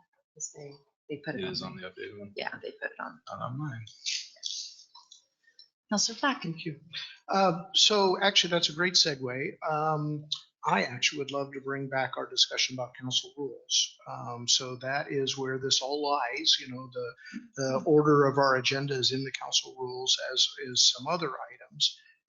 I think back then I had addressed one of the big concerns I see is actually public comment. I love the public comment, but we have way too many minutes allocated for that for any evening to consider our regular business. I think I'd love to adopt a model where if there's more discussion to be held, that we have work sessions rather than bogged down. I think in that one meeting, I figured out we had 4.5 hours of available time for public comment, and there was also a public hearing, which of course is unlimited. So for us to do any of the regular business, the mundane stuff that nobody cares about, we still need to have time available. So I'd like to see us go back to that, potentially having another subcommittee with Councilor Irvin, because I know Councilor Irvin had some problems with the language in some of it. So maybe our city attorney and a subcommittee could look at it and bring that back.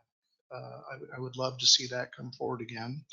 The other item, and I spoke with our assistant city manager today, but I'd like to bring it up tonight as well, because Mr. Klein, you'd mentioned a list that you wanted to start as far as things we'd like to see. Community sharing, where I work, has been considering putting 2 shelter, pellet shelters on the site under our suite of ordinances that we passed as far as addressing homelessness.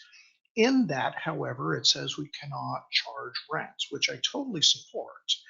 But while we hope to be low barrier on entrance, we want to hold folks accountable to, we would like to run this like our One HUD program, where folks would develop a self-sufficiency plan. It would be their plan, but then they would, be held accountable to that plan by our agency. In that, there's potential that they could be volunteering at community sharing as part of their self-sufficiency plan, which I think would run counter to the way our ordinance is currently written. So I was wondering if there's a way that we can tweak it so that we're not charging rent, but if it's part of a case management plan, that it's, there's some sort of ability to do both. That's what I would love to see, so that we can consider going forward with that. Anyone else? Councilor Mary Day. I was delighted to see the 2 proclamations, but I thought that we didn't do them proper honor when we put them on the consent agenda. So I would like to know how they arrived at who proposed these proclamations. And if we could say something briefly, I wouldn't require them to be read through, but that we could at least comment on these proclamations that our city is making. Anyone else? I don't know what I did with those.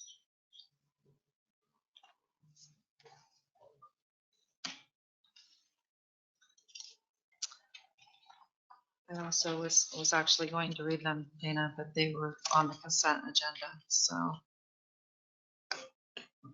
I don't know where they went. That's one of them. Oh, there we go. Well, I got that one. Well, they're quite lengthy. I've got the indigenous people, but I don't. I have a lot of paperwork up here. I had that one, the indigenous. I just had the other one. Oh, yeah. I'm getting it from both sides. Okay, Domestic Violence Awareness Month proclamation. Whereas home should be a safe and trustworthy place, but for too many Oregonians, it is instead fraught with terror due to domestic violence. And whereas the crime of domestic violence violates an individual privacy and dignity, security, and humanity due to systematic use of physical, emotional, sexual, economic, and psychological control, abuse to children and elderly. And then, whereas the impact and the cost of domestic violence is wide-ranging and devastating, directly affecting individuals, children, and society in the community throughout the United States and the world.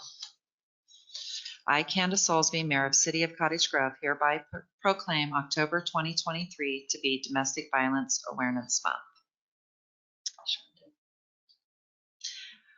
Indigenous People Day proclamation. Whereas the city of Cottage Grove recognizes the indigenous peoples of the land known, the Americas have lived on these lands since time immemorial. And whereas the city wishes to honor the fact that the community of Cottage Grove is built upon the traditional homelands of the Kalapuya people and affirms the legal right of 9 federally recognized tribal nations in the state of Oregon and all indigenous people everywhere. Whereas Indigenous Peoples Day was first proposed in 1977 by a delegation of Native nations to the United Nations sponsored International Conference on Discrimination Against Indigenous Populations in the Americas. I, Candace Soulsby, Mayor of the City of Cottage Grove, hereby proclaim October 9th, 2023 to be Indigenous Peoples Day. You're welcome. Councilor Savage. Thank you so much, Mayor Solsby. This week we are going to the League of Oregon Cities Fall Conference. Really excited to see many of you there. This is great representation. Should be very, very exciting. I'm a huge fan of all the different sessions and seminars that I take. I know that I like to write a little synopsis about what I learned so that our community folks can also understand what we are doing in order to better educate ourselves. So I would encourage all of you to do the same. And 1 year ago, I sat here and we talked about a young man that was doing parkour in town on T-Bell and passed away right there at the I-5 connection over Main Street there. This young man died 1 year ago last Saturday. Well, fell 1 year ago last Saturday, and tomorrow is the 1-year anniversary of his death. This young man belonged to an unhoused family. This young man is not forgotten, and I would like to bring attention that on Saturday, this young man's sister died. So this family has suffered grief and heartbreak, and we have run them out of town. They don't live here anymore. It's really hard to be here. And so we as a community need to come together, and we need to embrace the folks that have lived here for decades, and we need to love on them, and we need to help, and we need to offer resources and a listening ear. Something that I have been saying over the last few weeks as we've been talking with lots and lots of community members is we are very blessed to live in a town where so many people are so passionate. There's no doubt that we don't have passion about this one topic. There's no doubt that we don't care. Our conversation, however, is turned on what do we do about that care. So instead of breaking people down, we should be empowering each other to communicate and come together. Our legacy as a council and as individuals, as businesses and as humans should be how we encourage each other to be better. How do we do that? How do we come together?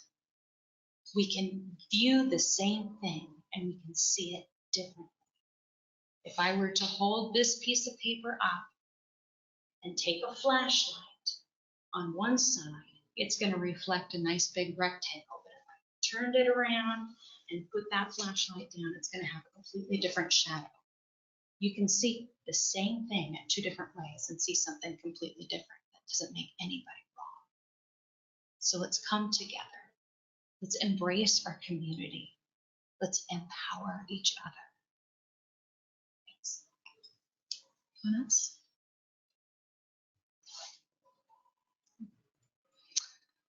All right. Business from the city manager. Approval of a temporary part-time payroll human resources assistant.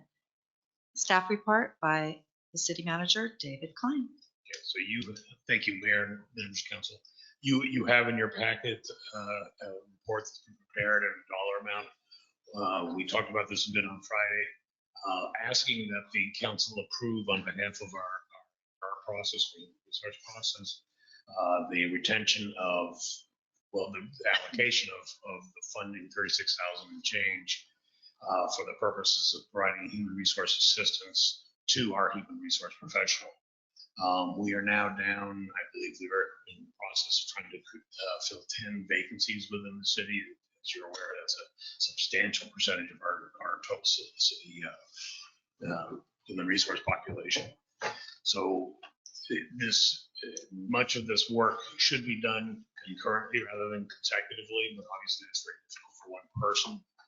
So to the extent that we can bring that resource to the table, first, the effort would be, of course, to hire somebody part-time with the idea that they would work at least through the end of the budget year, with the notion that we would approach you during the budget season to see if it could be financially extended. As a fallback position, we would ask to be able to allocate some of this for the third-party work if we can't place somebody immediately until we can bring in somebody to do that work. So it'd be a little, one way or another, we want to give the HR professional the opportunity to catch up on this workload, help us fully staff our police department, our public works department, wherever we need that additional help. So that is the ask coming from staff unanimously, I believe, certainly from our HR professional. Any discussion? Councilor Klein? Yeah, we talked about this at Friday's agenda session. Same concerns with budget, but obviously if we're overwhelmed and we need to get folks on. This is a short-term expenditure potentially, and so I support it. Councilor Savage? Thank you so much, Mayor.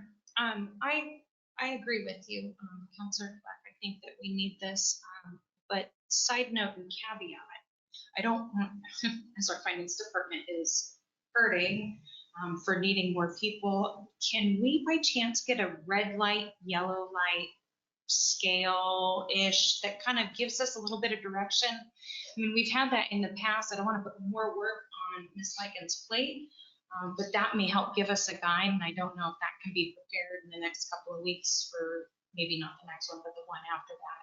So we can at least see where we're at.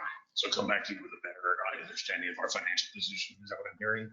Yeah, so there's been historically, and I don't know if it came like halfway through, but we'd have, like an orange caution, be careful, a red, oh my gosh, let's be really worried about this, or green light, we're right on track. So I don't know what triggers that, and I don't think that we should stall this in order to get that, but I think that we should move forward with this, and then also.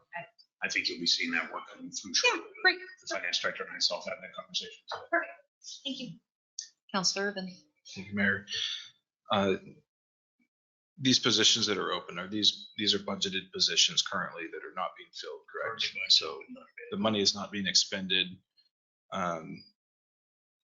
for this, and is it my understanding that this HR specialist temporary position would be funded? It's not a position that we have currently line item, but it would be funded by one of the open positions or some portion of it. Some portion of the savings that we currently experience. And I think the Councilor Savage is correct. You don't have in front of you really a good, any better understanding than I do of the current state of your expenditures. But we know that at least we know that we've had salary savings on those vacant positions. We also know there's costs that we have not factored into this. So, unfortunately, I can't give you a totally accurate picture. I know the urgency is there. This isn't something that couldn't be held up, but again, it just, in pending that work that you've asked for, that's not unreasonable. But on the flip side, as soon as you feel comfortable giving that approval, we would ask for that. And honestly, I don't think we can sort of work this in tandem as well. We can get you the budget figures at the same time we're soliciting the assistance. And then to the point about the context and the history of this and the urgency, can you shed some light on what these positions are that are open? I think some of them might be police, how long they've been open, and why now? What is it the changeover? Is it because we got a chief now and now we can go into hiring? How long have these been open? I'll defer to Faye. His hand up. Councilor Urban, so one of the positions is our superintendent for the wastewater. division that's been vacant well before the beginning of the fiscal year. Just the savings, the unspent salary in that one position would cover this cost. The difficulty, as you heard from GMP today, those specialized positions are very hard to recruit for. We received 2 applications for that one position over the last 6 months, and actually one declined proceeding. Actually, they both declined pursuing the position. So then there's an open position at the pro shop. There's currently multiple positions in the police department. In my experience here is I've been here 7 years and we've never had every single position filled in the police department. And the process to fill those positions is very, very labor intensive, trying to put the folks through the various different testing facilities and certificates that they need to get. It's challenging at best. So I can pretty much share with you that there's salary savings presently right now that would cover this position through the end of this fiscal year. Thank you.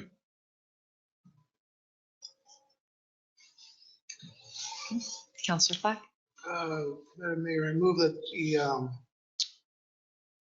budgeted position that we spend $36,784.32 of budgeted unspent salary savings to pay for a temporary position through June 30, 2023 for a part-time payroll human resource assistant. Friendly amendment through June 30th, 2024. Oh, that should say 24. Yes, so moved. Second that. We have a motion with a second. All those in favor signify by saying aye. Aye. Aye. Motion carries. Thank you very much. All right, report from the city manager. Okay, thank you again, Mayor, councilors. A few different things, and I may do a slight stream of consciousness just to tell you what I looked across this evening. But first off, I want to share some information from our librarian that we had opportunity to meet today. So I asked her to give me a couple of things that I could give you a heads up on. I understand that you'd like to know about the current event. So she did have a few things that might be of interest for you. The annular eclipse, I don't even know what that is. It's coming up. We did have a full eclipse in Independence. I know what that looks like. It is on Saturday, October 14th at 8:15 a.m. And the library does have a free supply of eclipse glasses to give out. So make a run for them. You'll need them, but you're going to be watching. So it's an amazing event to watch. I'll tell you that from our experience. We turned it into a 5-day party, which we got to do in Independence. It tends to be the norm. So it was a lot of fun. The library is entertaining the Oregon Humanities Community Conversations. It's a conversation that is facilitated by a guest speaker from Oregon Humanities. These are 90-minute longs, and they tend to have up to 50 attendees that are allowed. 2 of them that are coming up is October 18th at 2 p.m. A conversation about loneliness and aging, and a second conversation about housing and belonging on October 24th at 6 p.m. So to the extent that you're interested there, the library will have more information for you, but it should be really intriguing.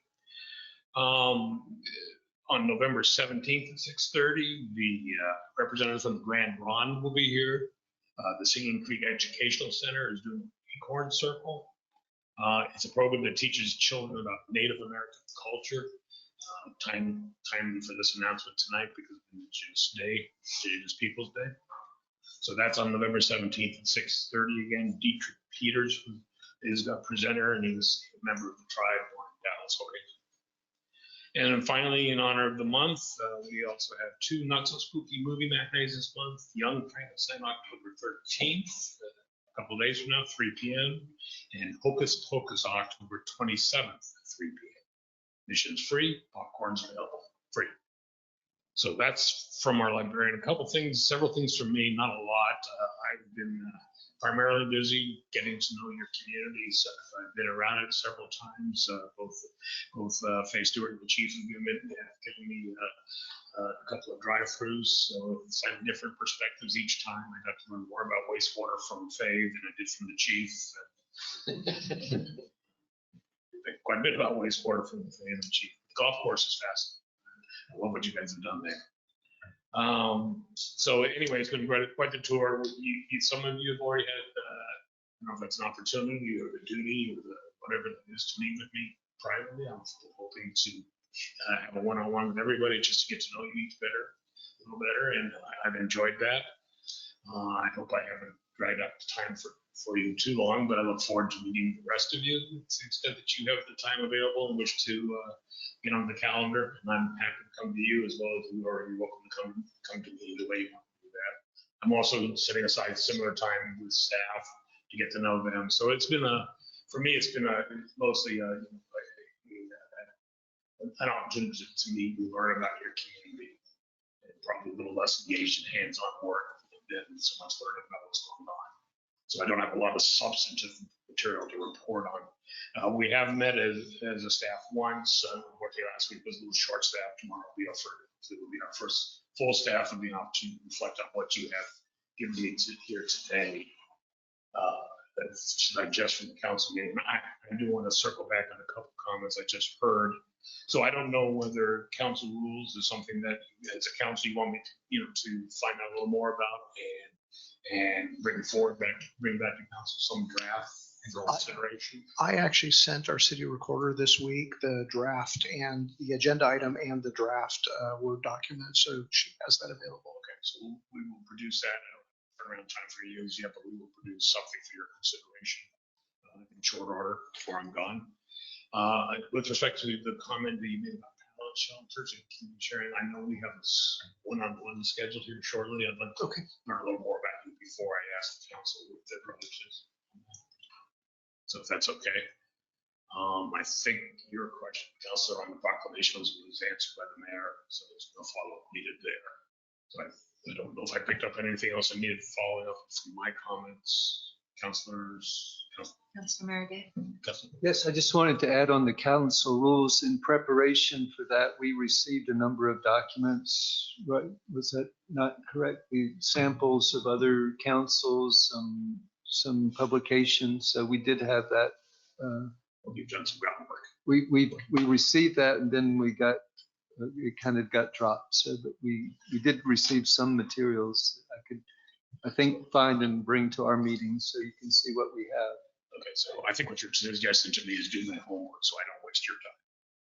Well, we started the process, and so you don't have to repeat something. Maybe you can add to what we have. Happy to go through the file and see what we can get to you for your consideration. Okay.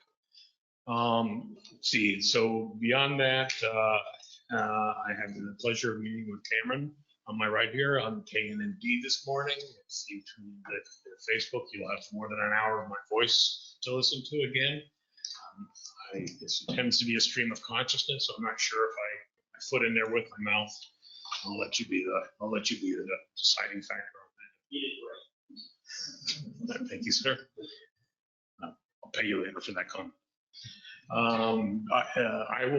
also will be at LOC this week. Not at your expense, but rather as a senior advisor. But I will make sure that the name tag says City Manager Pro Tem for Cottage Grove, no charge to you whatsoever. And so I will be floating in there, letting you know that you're represented, and of course you'll have yourselves there. And I hope you take the Councilor Savage up on our recommendation. Those are great opportunities, one to network, two to get some real substantive information about what the state of the art information is going on. So I truly urge you to be there. I'm trying my best to save you money. I'm staying at one of the hotels nearby community in Cresswell, and honestly, I stay there 3 nights a week, so you're not paying for a full month of lodgings per my contracts, just so you're aware of that. I did, interestingly enough, I was pleasantly surprised to be invited back to Independence to do a presentation on where I live, but the city managers tend to not want to see their successors after they're gone. They rather just sort of disappear. But My successor there was very gracious enough to invite me back to do a presentation on our urban rural district that we had at Independence, and the success that we've had in developing our waterfront. If you ever want to see that, I live there. I'm more than happy to show you that, on my own. It's a great example of what urban renewal can do. Anyway, it was an Oregon Main Street program group. There was about 50 people that were sort of tagging along with me, listening to me again do stream of consciousness for quite a while. I'd like to think that was very entertaining, but I'm pretty sure it was informative. But one of the gentlemen there was Ryan. He has a building right now. Ryan Thomas on the street, who has a building here downtown here, and he was very interested in that work. So especially hearing from him as a result. He was up close, listening very carefully. So with that, I just have one other thing. Now, and this is why I'm a teeny bit off. Said 50 years ago, I was living in Israel, and I was there during when the young people began. And so this weekend has been strangely reminiscent in a very sad sort of way. It's very different. I think it's worse what's going on today, but it's kind of put me off for the weekend. So just wanted to share. So that's, I think, my portion of the agenda. Thank you. Business from the city attorney. Hi, good evening, council. So David's request, we might be seeing me more often. I might be here in the council chambers. I might be tuning in virtually, but continue my practice of doing the council packet in advance and then checking in with David to determine, is this a meeting that makes sense for me to be at? And since this was his first meeting, it makes sense for me to be here. We'll continue to determine on a case-by-case basis whether I should attend virtually or in person simply to assist and staff for the next couple months. Item one. Item two is, so when I'm here, please don't expect a legal opinion on pretty much anything that I haven't previously been briefed on or had an opportunity to research. I don't like shooting from the hip. I try to be as helpful as possible under the circumstances, but the best way for you to get good, solid legal advice is for me to take all of the facts, determine the situation, go back, formulate a response, and give that to you. So just because I'm here doesn't mean that you're going to get contemporary legal advice. I would not be doing this service if I did that.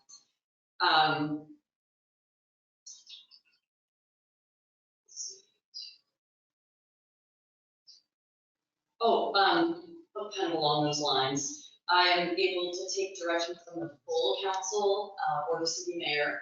I'm sorry, the city manager, interim city manager, or sometimes the mayor in personnel stance that involves the city manager.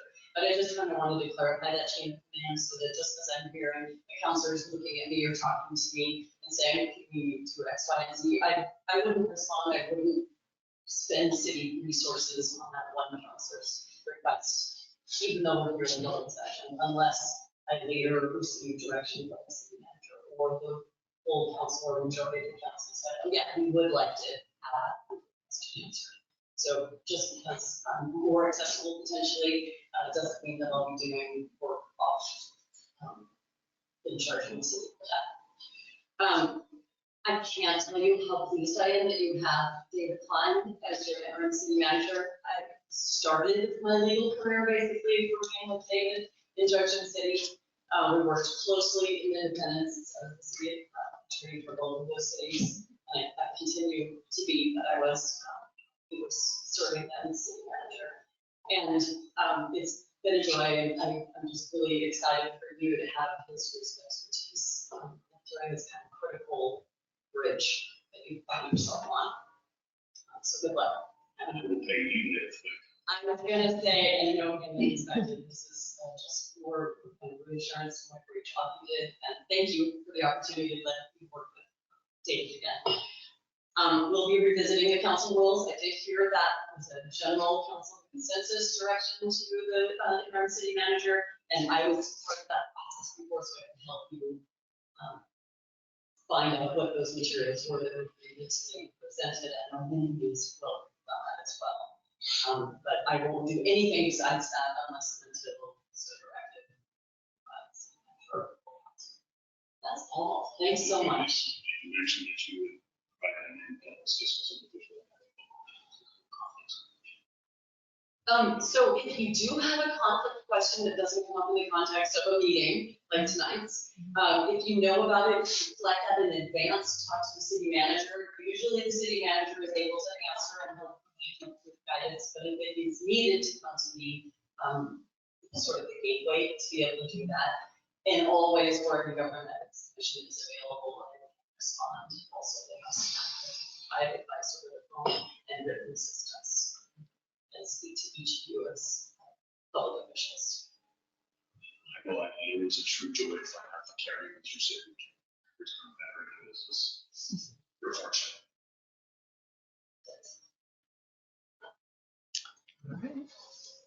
Well, if there's nothing else, our meeting is adjourned.